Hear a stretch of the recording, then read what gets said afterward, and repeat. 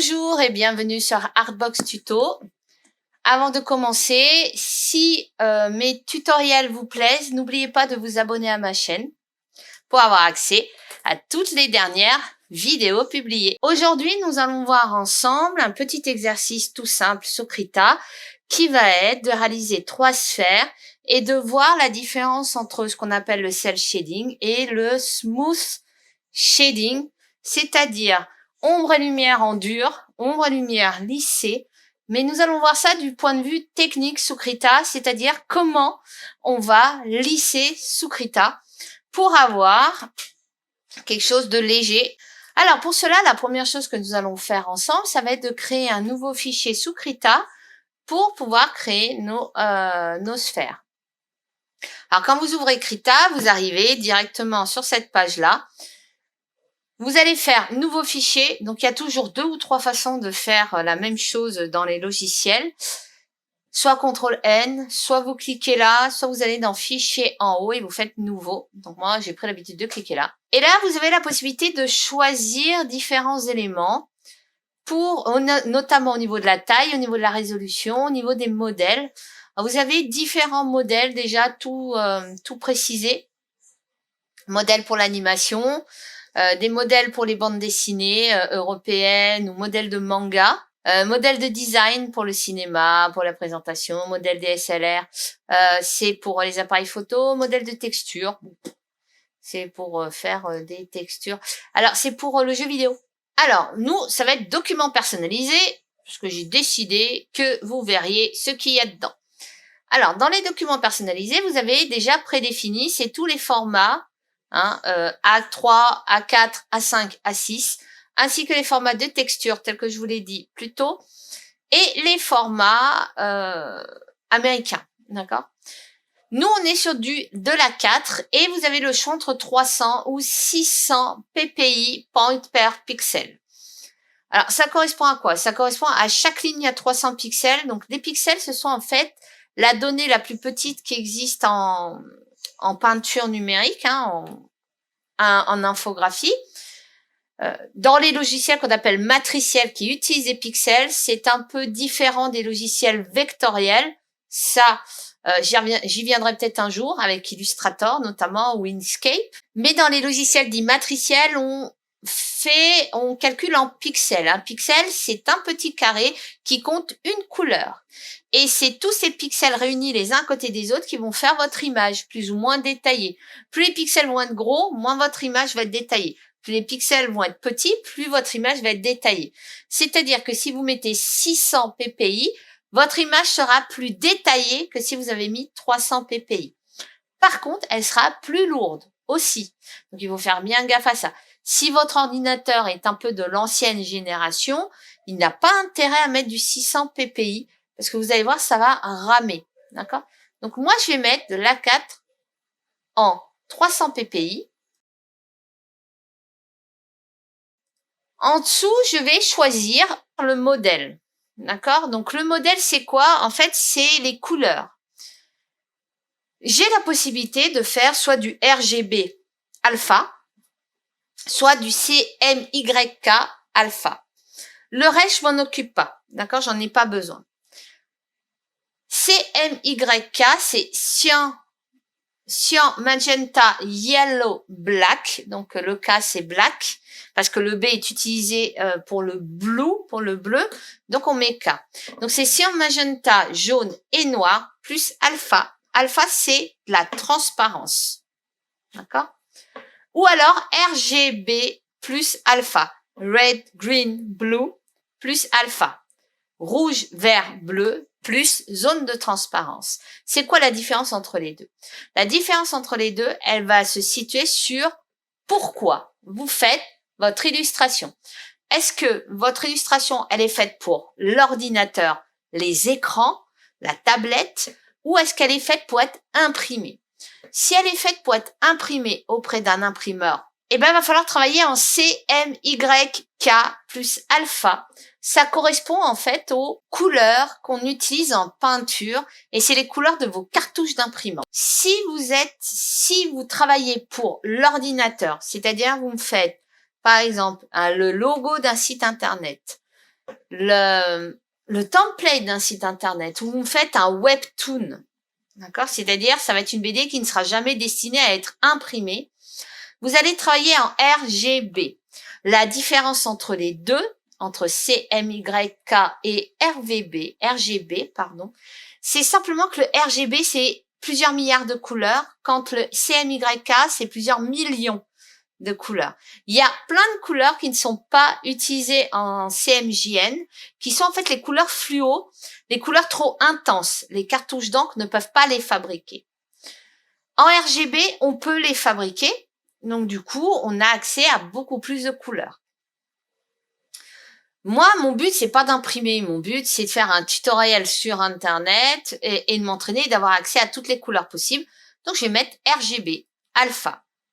Le reste, j'y touche pas. C'est la profondeur. La profondeur, c'est aussi les détails des couleurs. Je reste en 8 bits par canal. C'est largement. Ça, c'est le profil colorimétrique de votre du logiciel. Ça veut dire quoi? Le profil colorimétrique, c'est quoi? C'est la façon qu'a le logiciel d'interpréter les couleurs. En fonction d'un profil ou d'un autre, il ne va pas interpréter les couleurs tout à fait de la même manière. Certains verts vont être un tout petit peu plus bleus, d'autres vont être un tout petit peu plus jaunes, etc. Donc, il faut vraiment faire gaffe. Et si votre travail est destiné à être imprimé, il va falloir faire encore plus attention. Les imprimeurs, généralement, certains, alors de moins en moins à l'heure actuelle, hein, vu que les imprimantes sont de plus en plus sophistiquées, de plus en plus fines dans leur travail, mais il se peut que votre imprimeur vous demande d'avoir un profil colorimétrique bien particulier. Donc, soit elle est dans la liste qui est là. Si elle n'est pas dans la liste, il doit vous la fournir. Et auquel cas, vous cliquez là et vous allez chercher le fichier ICC qu'il vous a donné, qui correspond au profil colorimétrique qu'utilisent les imprimantes. D'accord? Faites gaffe aussi à vous, votre imprimante à vous utilise pas forcément le même profil colorimétrique que le logiciel. Donc, il peut y avoir des différences au niveau des couleurs d'impression parce que justement, vous n'utilisez pas le même profil. Alors, dans le doute, si l'imprimante, dans la notice, elle vous indique le profil colorimétrique, tant mieux. Si elle vous l'indique pas, eh ben, il va falloir chercher celle qui est la plus utilisée. Donc, souvent, c'est celle-là qui est la plus utilisée, d'accord? Vous allez mettre en avant, c'est celle par défaut. Hein. Voilà. Et il n'y a pas vraiment de problème là-dessus. Vous faites créer. Voilà le petit topo sur le nouveau fichier. Ce qu'on va faire maintenant, c'est que l'on va créer un calque par sphère. D'accord? Donc, nous allons d'abord faire la sphère et ensuite, nous allons voir comment on crée un nouveau calque et surtout comment on duplique un calque. Ça vous évite d'avoir à faire 3 sphères. Vous faites une sphère une fois, vous dupliquez le calque et comme ça, vous en avez 3. Et on verra, du coup, ça nous permettra de voir comment on déplace un objet dans Krita. Donc, pour faire un cercle, c'est tout simple. Vous avez la possibilité soit d'utiliser cet outil-là et vous faites un cercle, d'accord? Et vous le remplissez après. Soit, encore plus simple, vous utilisez cet outil-là en bas. C'est l'outil de sélection en cercle. Mais attention, faites gaffe à une chose. C'est que Krita, si vous utilisez que la souris ou que la tablette graphique, Krita ne contraint pas les proportions. C'est-à-dire que c'est complètement libre. Si vous voulez contraindre les proportions, vous commencez à faire Si vous voulez contraindre les proportions, vous commencez à faire votre cercle, vous appuyez sur Shift et vous maintenez Shift. Alors Shift, pour ceux qui savent pas ce que c'est la flèche qui est juste en dessous du cadenas. C'est la flèche pour faire une majuscule temporaire. C'est-à-dire que quand vous tapez dans Word, vous faites Shift et vous cliquez sur la lettre en maintenant Shift appuyé, vous avez une majuscule. Vous lâchez Shift, vous revenez en minuscule. D'accord? Donc la flèche ou Shift. Et là, vous avez vu que je contrains les proportions. Je suis sur un cercle parfait. Donc, je vais faire mon cercle. Pour déplacer mon cercle, il n'y a rien de plus simple. Je mets sur un rebord. Vous avez vu, vous avez une grosse croix qui apparaît. Hop, et vous déplacez. Je prends le pot de peinture. Je prends une couleur noire et je remplis. Donc, vous avez votre cercle qui est prêt. D'accord? Alors, vous avez vu, je l'ai créé sur un nouveau calque. D'accord? Je l'ai pas créé sur le background. Le background, par défaut, dans Krita, donc c'est l'arrière-plan, il est verrouillé. Donc, ça veut dire que si je m'étais mis là, j'aurais pu faire mon cercle. D'accord?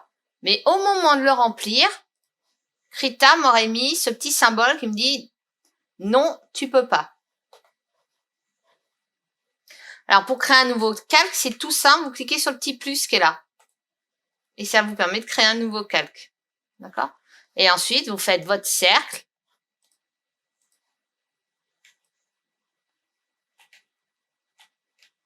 Hop, et vous remplissez à l'intérieur de votre cercle.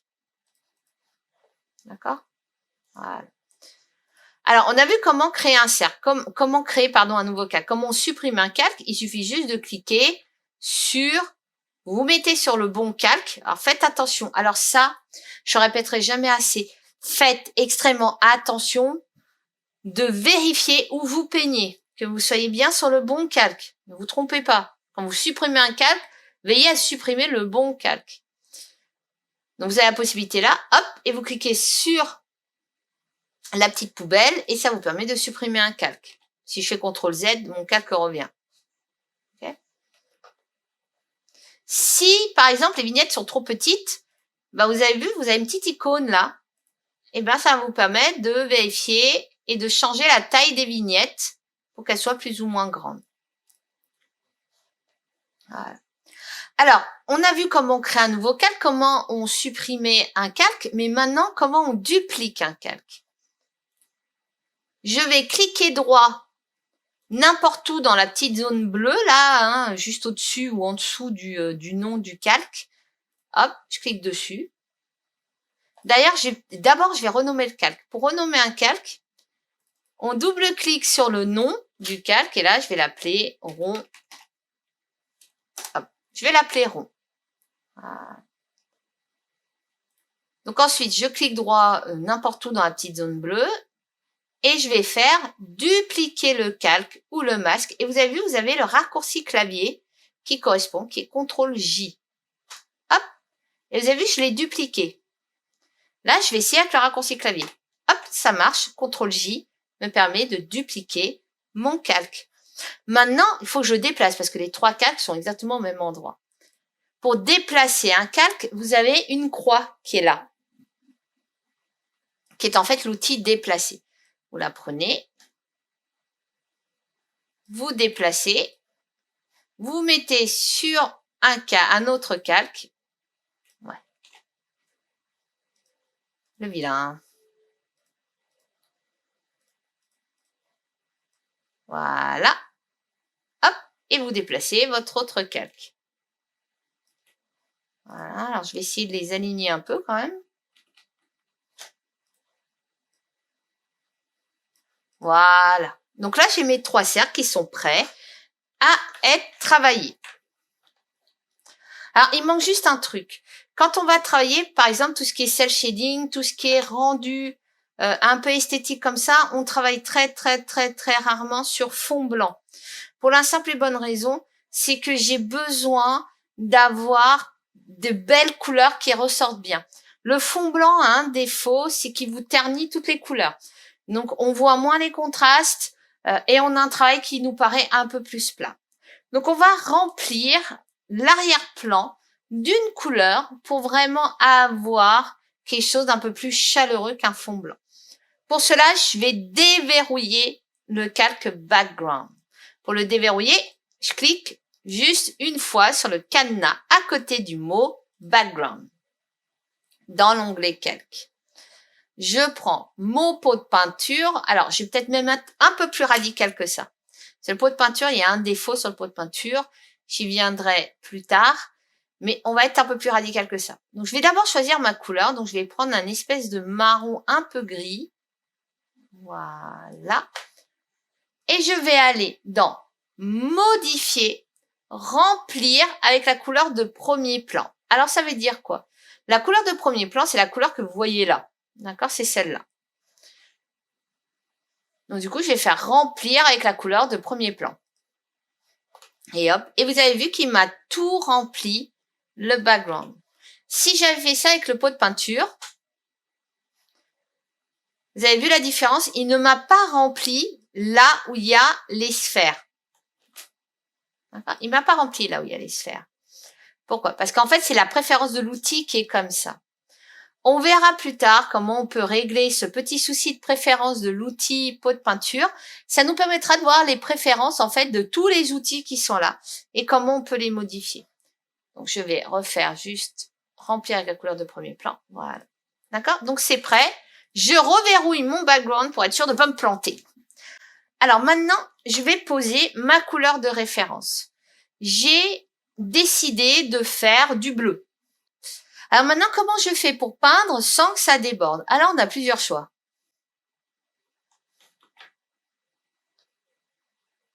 Soit j'utilise le pot de peinture et je remplis avec le pot de peinture. Donc, ça marche très bien. D'accord?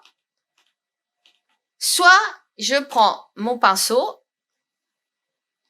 et je vais pouvoir peindre. Mais le problème, c'est que si je prends mon pinceau et que je peins partout. Très esthétique d'ailleurs. Je peins partout. Moi, mon but, c'est pas de peindre partout. Vous avez vu que je déborde de partout. Alors, pour éviter de déborder de partout, vous avez une possibilité toute simple, hein, toute bête. Ça va être... Bon, je vais mettre toutes les brosses, tiens. Hop, je vais mettre au même caveau. Ça va être de verrouiller ce qu'on appelle la transparence. Verrouiller la transparence, ça veut dire quoi? Ça veut dire que vous n'allez pas pouvoir peindre ailleurs que dans la zone qui est déjà peinte. Ça veut dire quoi? Ça veut dire que si vous regardez bien les vignettes de vos de vos calques, vous regardez bien les vignettes, vous avez un rond noir et un damier derrière. Le damier, ça veut dire la transparence dans les logiciels. Tous les logiciels empruntent ça, hein. Damier égale transparence. Et donc, ça veut dire quoi? Ça veut dire que si je verrouille la transparence, je ne peux pas peindre là où il y a le damier. Je ne pourrai peindre que là où il y a du noir. Donc, je prends un pinceau. Hop. Voilà. Et je peux pas peindre ailleurs. D'accord? Donc ça, c'est que je veux que vous compreniez que c'est hyper important de savoir gérer ça, de gérer les outils de transparence. Alors, on verra plus tard sur un autre exercice qui a possibilité de faire ce qu'on appelle des masques de transparence qui vont nous permettre de délimiter une zone qui n'a pas de transparence autour. Et vous allez voir que c'est aussi très, très, très pratique, ces masques de transparence. Parce qu'on peut rajouter tout plein de calques en dessous. Et ces calques seront soumis aux mêmes limites. On ne pourra pas déborder. Alors, une fois que j'en suis là, maintenant, je vais pouvoir poser mon référent qui va être en fait le Toon Shading, qui va me permettre après de voir comment je peux travailler du soft shading, comment je peux lisser pour avoir un rendez-vous très doux, très léger. Donc, je vais me mettre en haut. Donc, c'est celui-là. Tac. Et je vais déterminer en Toon Shading les différentes couleurs. Première chose à faire, ça va être de choisir un outil. Alors, je vais choisir un outil. Donc, l'outil qui me paraît le plus approprié, c'est cet outil-là. Il gère pas la transparence. J'en ai pas besoin. D'accord? J'ai pas besoin, pardon, que ça gère la pression. D'accord? Donc, je vais utiliser ça. Par contre, je vais le mettre un poil plus petit. Voilà. Première chose que je vais faire, c'est que je vais travailler du plus clair, du plus foncé au plus clair. D'accord? Hop. Donc, je pique ma couleur. Alors, pour piquer une couleur, c'est-à-dire pour récupérer la couleur présente, vous avez deux solutions. Soit elle est encore dans la liste, là, d'accord? Si elle n'est plus dans la liste parce que ça fait longtemps que vous l'avez utilisée, vous appuyez sur la touche contrôle, d'accord? Vous avez une brosse activée, d'accord? Vous êtes sur un mode brosse, c'est le pinceau activé. Juste pour info, hein, pour activer le pinceau, c'est la touche B. D'accord? B pour brush. C'est pareil dans Photoshop. OK? Vous appuyez sur la touche contrôle et vous basculez en mode pipette, ce qui va vous permettre, en fait, de récupérer n'importe quelle couleur présente dans le plan de travail, dans votre feuille. Je vais chercher une couleur un peu plus sombre et je vais me mettre au-dessus. Alors, ma brosse est trop grosse. Encore une fois. D'accord? Alors, le but, c'est pas d'être le plus précis possible, hein. C'est pas une course, D'accord? C'est pas celui qui arrivera à faire le mieux. Hop.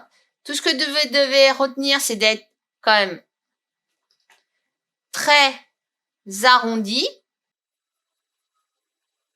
Donc, n'hésitez pas à repiquer le bleu, hop, pour être un peu plus précis. D'accord? Pour remonter un peu plus. Voilà. Une fois que j'en suis là, je vais prendre une couleur intermédiaire, un peu plus claire, c'est-à-dire que, hop, je vais descendre, un peu plus clair.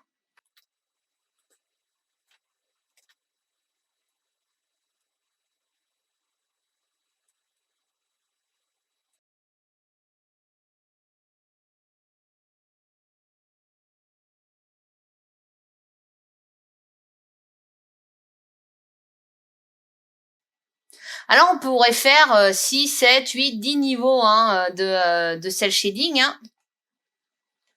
Il n'y a pas vraiment de règles. Hein. Alors, le cel shading, c'est quoi hein? C'est des ombres et des lumières en dur. C'est ce qu'on trouve dans les dessins animés. D'accord. Et là, pareil, hop. Oh, je vais utiliser le pot de peinture, ça va plus vite. Voilà. Alors maintenant, je vais utiliser les couleurs claires.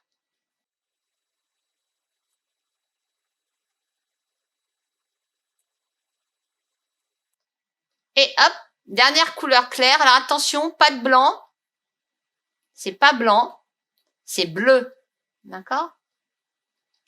Il y a une petite différence, hein, vous voyez? Voilà, c'est bleu clair.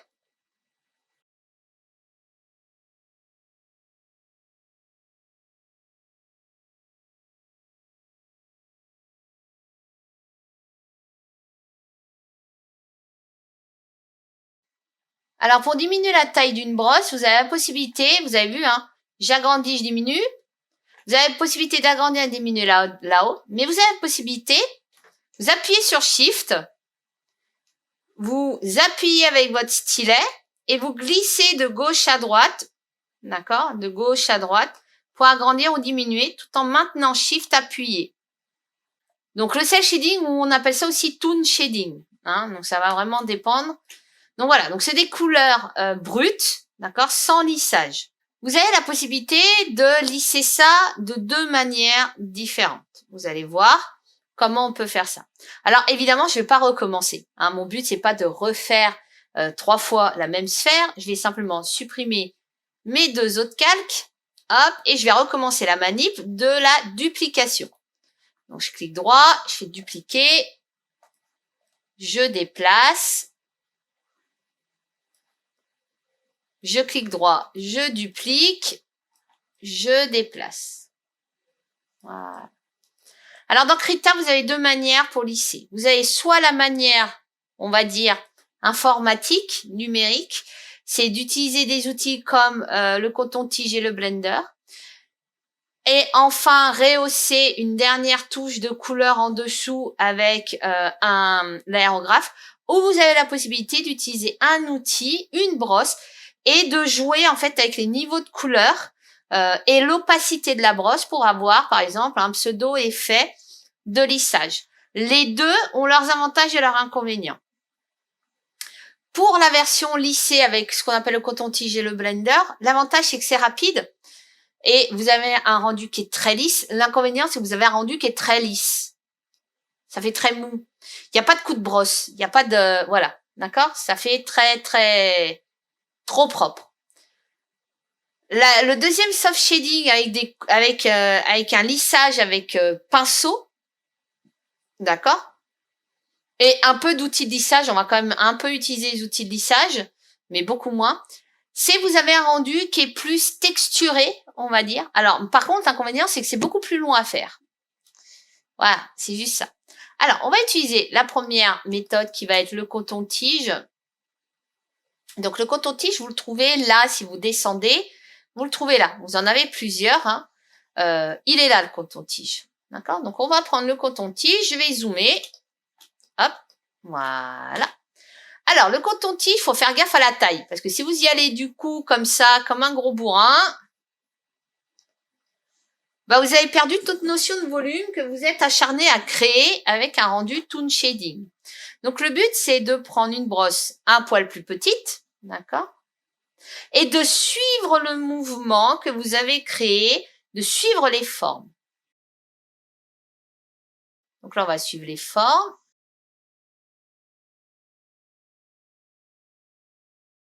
L'écart est grand, plus vous avez la possibilité d'agrandir la brosse aussi pour avoir un résultat bien flou.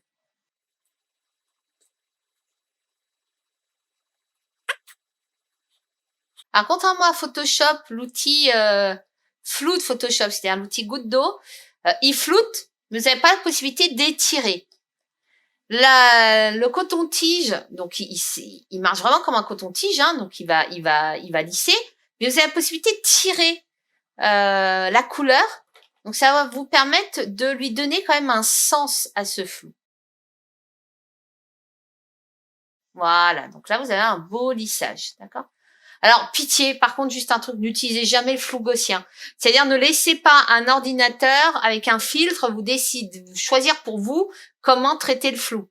D'accord, hein? Le mieux, c'est de le traiter avec des outils de brosse. C'est bien mieux. D'accord. Une fois qu'on en est là, maintenant, je vais rajouter ce qu'on appelle en fait le retour lumière, la backlight. C'est sur une sphère. En fait, quand vous avez une sphère qui est éclairée, elle est éclairée. Si la lumière vient du dessus, elle est éclairée au-dessus. Sauf que la lumière, en fait, elle va glisser sur la sphère. Et en dessous, vous allez avoir ce qu'on appelle un rétroéclairage, une backlight, lumière arrière. C'est simplement la lumière qui tourne autour de l'objet. Donc, c'est ce qui va lui donner de la profondeur et qui va lui donner du volume. Donc, pour cela, je pique la couleur, je vais chercher un peu plus clair et je vais le terminer à l'aérographe qui est là-haut. Donc, je prends un aérographe. Alors là, c'est trop gros, la brosse. Hop, je fais un peu plus petit. Puis là, je vais venir éclairer le dessous .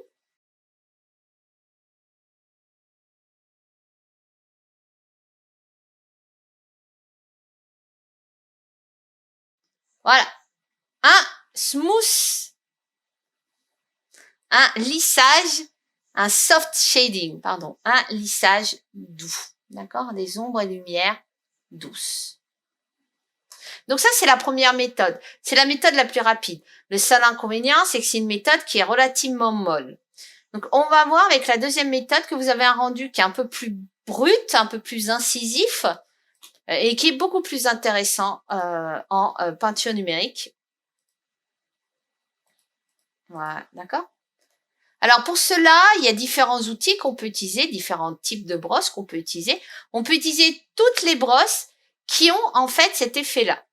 Je vous montre. Toutes les brosses qui ont en fait une espèce d'effet de dégradé directement. D'accord? Qui sont pas entièrement opaques. Donc, on a celle-là qui marche bien. On a ma préférée, celle-là, celle que je vais utiliser. D'accord? Après, vous en avez d'autres, hein, toutes celles qui sont dans le même genre. Hein. Il y a celle-là aussi qui marche, d'accord, qu'on pourrait utiliser. Après, c'est à vous de voir celle que vous avez envie d'utiliser pour le coup. Donc, moi, je vais utiliser celle-là. Ça, je vais baisser l'opacité. Je vais mettre une opacité moyenne d'environ 50%. Hop. Et là, je vais piquer le blanc. Et je vais faire le tour.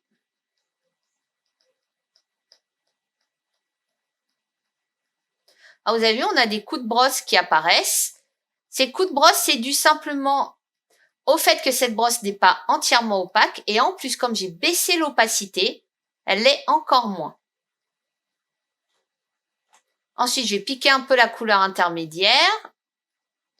Hop, je pique ma deuxième couleur que j'avais mis tout à l'heure. Je fais une brosse un peu plus grosse. Hop. Ah ouais, non, mais alors.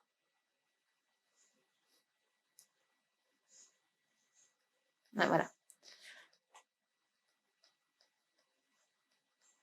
Quand je vous ai dit qu'il faut faire gaffe aux calques sur lesquels vous travaillez, bon, je travaillais pas sur le bon calque, alors c'est pour ça que j'avais débordé.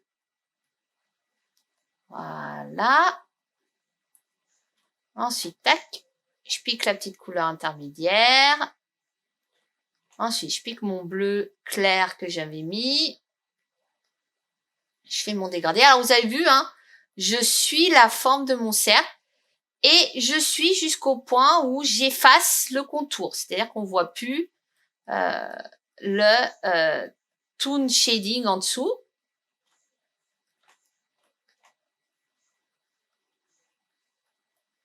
Et je suis les formes que j'ai créées. Voilà, hop, brosse un poil plus grande.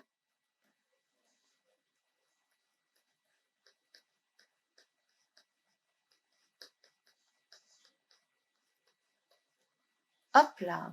Alors ça, faut que vous compreniez comment ça fonctionne parce que en peinture, les 3/4 des artistes, ils utilisent ce type de rendu. D'accord? Pourquoi? Parce que c'est ce qui se rapproche quand même de la peinture traditionnelle. Hein. Faut savoir que beaucoup d'artistes numériques sont des peintres, même encore à l'heure actuelle, hein. Au moins au moins les intervenants dans les écoles. Donc beaucoup d'artistes numériques sont des peintres et ils aiment bien retrouver un rendu texturé avec des coups de brosse, même en numérique. Donc ils vont essayer d'avoir ça en numérique. Alors je parle surtout des concept artistes dans le jeu vidéo, hein, peut-être un petit peu moins dans le monde du manga ou dans le monde de l'illustration japonaise, hein, mais dans le monde du concept art jeu vidéo ou concept art cinéma, il faut savoir que beaucoup s'adonnent aussi à la peinture traditionnelle. Et ils ont fort raison d'ailleurs. Je dois être sûrement de la vieille école, mais j'estime qu'un très bon artiste numérique est aussi un bon artiste traditionnel. Et si vous voulez apprendre les ombres et les lumières, que vous voulez apprendre à gérer les couleurs, à savoir utiliser les couleurs, vous allez apprendre beaucoup plus vite avec de la peinture qu'avec votre ordinateur. Voilà, donc vous avez vu, je continue, hein. Je pique souvent et puis je continue, je donne des petits coups de brosse. Alors attention, attention, regardez bien, je suis vraiment le sens que j'ai donné au toon shading. D'accord? Voilà. C'est ce qui va donner le volume à ma sphère.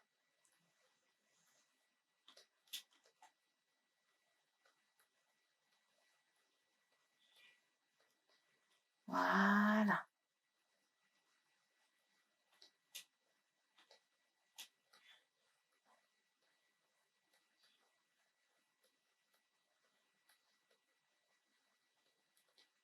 Voilà. Hop.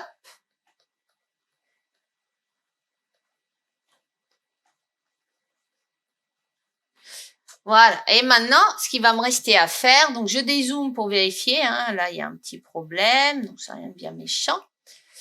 Et pour terminer, qu'est-ce qui va me manquer? Il va me manquer le rétroéclairage en dessous. Donc, je pique ma couleur claire, je prends une couleur un peu plus vive. Et là, par en dessous, tac, avec le même outil. Hop, je vais faire mon rétroéclairage. Alors, je pourrais le faire même encore plus clair. Voilà.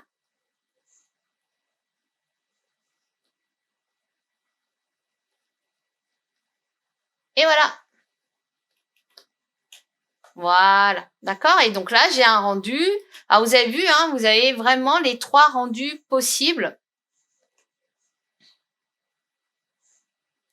Vous avez le toon shading, donc vite fait. Bon, ça devrait être plus propre. Le soft shading avec le coton-tige, pour vraiment avoir un truc mou. Et le soft shading avec la brosse. Le mieux, c'est de connaître les deux, c'est d'essayer de voir, par exemple, sur un visage ou un personnage, comment on peut utiliser les deux. Pour info, juste à titre personnel, moi j'utilise les deux. Donc le premier, le toon shading, généralement, je pose brutalement des couleurs, mais ça vient en deuxième temps. Mais la première chose que je fais, c'est poser une couleur de base, par exemple pour la peau, je pose la couleur de base de la peau. Ensuite, je vais faire un premier modelé très doux, très léger, et donc ça va être plutôt ce que je trouve là sur la sphère numéro 2, qui va être Par exemple, pour le rose des joues, pour le premier modelé du visage, donc des ombres très très douces. Et ensuite, je vais venir avec la troisième méthode, là en bas, le soft shading à la brosse, où là, je vais venir du coup avoir un modelé plus incisif, plus vif, mais du coup beaucoup plus intéressant. Ok? Donc voilà. Ce petit exercice-là, donc je vais pas aller plus loin là-dessus, d'accord? Donc je reviendrai avec d'autres sortes de sphères pour travailler aussi des textures et pour vous entraîner aussi à utiliser Krita dans un autre domaine que pour le manga. Donc mais ça, je reviendrai plus tard. Mais pour ce cours-là, ça sera largement suffisant. Donc je vous dis à très bientôt sur Artbox Tuto. N'oubliez pas de vous abonner et dessinez bien. Au revoir.